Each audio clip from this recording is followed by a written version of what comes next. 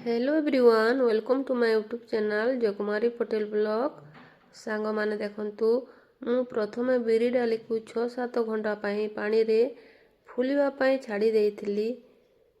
बिरी डाली एबे भल भाबरे फुली गलानी।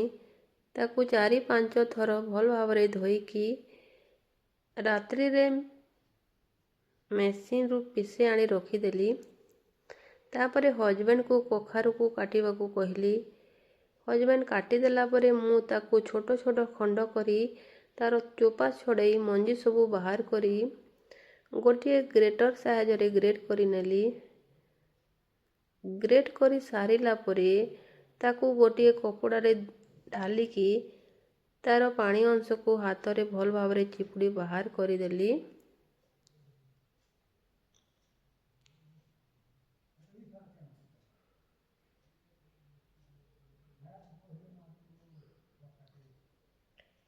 तापरे गोटे सिलपुआ उपरे ताकू रखिदे आउ गोटे ओजनिया चौकी ता उपरे लदी देली।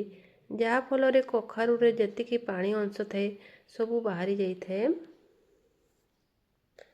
परवर्ती दिन सकाल 6टा रे मु बिरी डाली को 20 रु 25 मिनिट पर्यंत भल भाबरे फेंटी देली। देखंतु एबे बिरी डाली फेंटी होई गलानी। कखारु मसला को देई पुणी थरे भल भाबरे फेंटी देबी।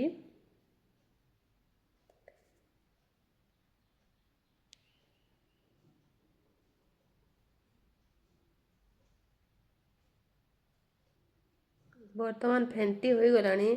बड़ी तैयारी करिवार समय होई गलानी।